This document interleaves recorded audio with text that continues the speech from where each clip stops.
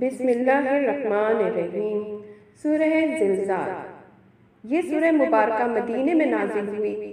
اس میں کل 8 آیات ہیں اور قرآن پاک میں ترتیب کے اعتبار سے یہ 99 نمبر پر ہے۔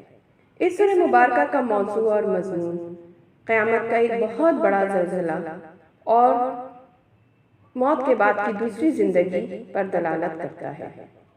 سب سے پہلے بتایا گیا کہ قیامت کا زلزلہ کس طرح واقع ہوگا، موت کے بعد دوسری زندگی کس طرح واقع ہوگی، اور پھر بتایا گیا کہ اس زمین پر انسان نے جو اعمال کیے زمین وہ سب کچھ بیان کر دے گی۔ اس روز زمین اپنے رب کے حکم سے انسان کے اچھے اور برے اعمال کی شہادت دے گی اور انسان گروہ در گروہ اپنے رب کی طرف دوڑیں گے، اور اس دن انسان کی چھوٹی سے چھوٹی نیکی یا بدی پوشیدہ نہ رہ سکے گی۔ بسم اللہ الرحمن الرحیم۔ اذا زلزلت الارض زلزالہا، اور جب زمین پوری شدت کے ساتھ ہلا ڈالی جائے گی۔ وَأَخْرَجَتِ الْأَرْضُ أَثْقَالَهَا، اور زمین اپنے اندر کے سارے بوجھ باہر نکال دے گی۔ وَقَالَ الْإِنسَانُ مَا لَهَا، اور انسان کہے گا کہ اس کو کیا ہو رہا ہے۔ يَوْمَئِذٍ تُحَدِّثُ أَخْبَارَهَا، اور اس روز زمین اپنے اوپر گزرے حالات بیان کر دے گی۔ بِأَنَّ رَبَّكَ أَوْحَىٰ لَهَا، کہ تیرے رب نے اس کو ایسا کرنے کا حکم دیا ہوگا۔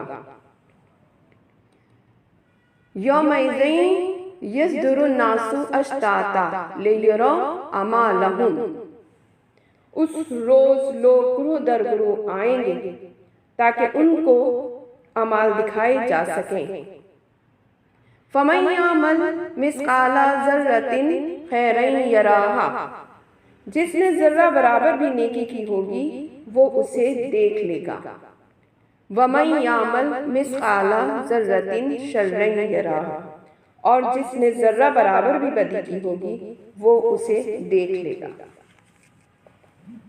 اس سورہ مبارکہ کی تفسیر مفسرین نے کچھ اس طرح بیان کی ہے کہ زلزلت الارض زلزالہا، مطلب زمین کو پے در پے جھٹکے مار کر ہلا ڈالنا، مطلب جب زمین پوری شدت کے ساتھ ہلا ڈالی جائے گی اور قیامت کا آغاز ہوگا، تو لہٰذا اس زلزلے سے زمین کا سارا نظام دھرم برہم ہو جائے گا اور پھر ہر چیز فنا ہو جائے گی۔ پھر زمین اپنے رب کے حکم سے جھٹکے مارے گی اور اپنے اندر کے تمام بوجھ نکال دے گی۔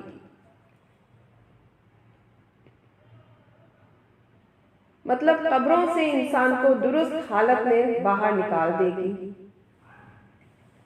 چاہے انسان دفن ہوا ہو یا جل کر راکھ ہو گیا ہو یا پھر سمندر میں غرق ہو کر مرا ہو، سب کو زمین درست حالت میں باہر نکال دے گی اور انسان کے قول و فعل کی بھی شہادت دے گی۔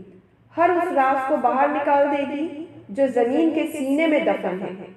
کچھ مفسرین نے اس طرح بھی بیان کیا ہے کہ نہ صرف انسان اور اس کے قول و فعل اور انسان کا ہر راز باہر نکال دے گی، بلکہ زمین میں چھپے سارے خزانے بھی باہر نکال دے گی اور انسان سے کہے گی کہ یہ ہے وہ خزانہ جس کے لیے تو نے ہر برے کام کیے، اور پھر زمین انسان کے تمام اعمال کی گواہ بن جائے گی اور انسان دیکھے گا اور کہے گا کہ یہ اسی کا مال ہے جس کے لیے اس نے ہر طرح کے برے کام کیے، حق تلفی کی، قطع تعلقی کی، قتل کی، اور اسی مال کی وجہ سے وہ زمین پر اکڑ کر چلتا تھا۔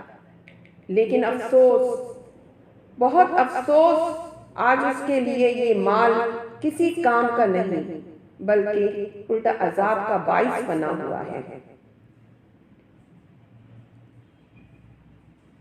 آیت نمبر 3 کے ترجمے کے مطابق انسان قیامت کا یہ منظر دیکھ کر کہے گا کہ یہ اس کو کیا ہو رہا ہے، وہ کیسے دوبارہ درست حالت میں زندہ ہو گیا۔ پہلے تو انسان نہ سمجھ سکے گا، لیکن پھر اسے سمجھ آئے گی۔ لہٰذا جو مومن ہوں گے وہ سمجھ جائیں گے کہ یہ روز محشر ہے اور اب اس کا حساب ہوگا، کیونکہ وہ سب کچھ مومن کے عقیدے کے مطابق ہو رہا ہوگا۔ جبکہ منکر کہے گا کہ وہ تو مٹی میں مل چکا تھا، وہ کیسے دوبارہ زندہ ہو گیا، یہ اس کو کیا ہو رہا ہے۔ پھر پروردگار فرمائے گا کہ یہ وہی ہے جس کا اللہ نے تم سے وعدہ کیا تھا اور تم جھٹلاتے تھے، اب عذاب کا مزہ چکھو۔ پھر زمین اپنے اوپر گزرے حالات بیان کر دے گی جو انسان نے اس کی پشت پر کیے ہوں گے، چاہے اندھیرے میں کیے ہوں یا تنہائی میں یا پھر علانیہ۔ زمین سب کچھ بیان کر دے گی، ہر راز کھول دے گی، کیونکہ اس کے رب نے اسے ایسا کرنے کا حکم دیا ہوگا۔ اور انسان جس کے گمان میں بھی نہ تھا کہ زمین بول اٹھے گی، لیکن اس روز زمین انسان کے ہر اعمال کی شہادت دے گی۔ اور پھر اس دن لوگ جو درجوں قبروں سے نکل کر اپنے پروردگار کی طرف دوڑیں گے تاکہ ان کو ان کے اعمال دکھائے جائیں۔ اس روز ہر کسی کو اپنے اعمال کی فکر ہوگی، ہر کسی کی خواہش ہوگی کہ اس کا نامہ اعمال اس کے سیدھے ہاتھ میں، دائیں ہاتھ میں دیا جائے۔ اس روز کوئی رشتہ ساتھ نہ ہوگا، کوئی سفارش کام نہ آئے گی، کوئی کسی کو نہیں پہچانے گا۔ اور پھر انسان نے جو کچھ دنیا میں اعمال کیے تھے وہ سب اعمال دکھائے جائیں گے، اور انسان دیکھ بھی لے گا اور سن بھی لے گا۔ انسان اپنی ہی آواز سنے گا اور دیکھ سکے گا، اور اس روز انسان کی چھوٹی سے چھوٹی نیکی یا بدی پوشیدہ نہ رہ سکے گی، یہاں تک کہ سینے کے اندر چھپے راز جس کی اس نے اچھی یا بری نیت کی ہوگی وہ انسان دیکھ سکے گا۔ لہٰذا جس نے ذرہ برابر بھی نیکی کی ہوگی انسان وہ بھی دیکھ لے گا۔ اسی لیے اللہ تعالیٰ نے آخری آیات میں تھوڑی نیکی میں رغبت دلائی کہ مومن تھوڑی نیکی کا بھی عمل کر لیا کرے، وہ بھی روز محشر بڑھنے والا عمل ہے، اور انسان کے نامہ اعمال کو وزن میں بھاری کر دیں گے۔ اور جس نے ذرہ برابر بھی بدی کی ہوگی وہ بھی انسان اپنے نامہ اعمال میں دیکھ سکے گا۔ اسی لیے اللہ تعالیٰ نے آخری آیات میں چھوٹے گناہوں سے بھی ڈرایا کہ انسان چھوٹے گناہوں سے بھی بچتا رہے۔ ان آیات کے زمانہ نزول میں مسلمان یہ گمان کیا کرتے تھے کہ جب وہ کسی کو نیکی کی نیت سے تھوڑی شے دیں گے تو اس تھوڑی شے پر انہیں کوئی اجر نہیں ملے گا، جس کی وجہ سے وہ دروازے پر آئے سائل کو بھی خالی ہاتھ لوٹا دیا کرتے کہ ایک یا آدھی کھجور پر انہیں کیا اجر ملے گا، یا اسی قسم کی اور بھی چھوٹی چھوٹی نیکیاں۔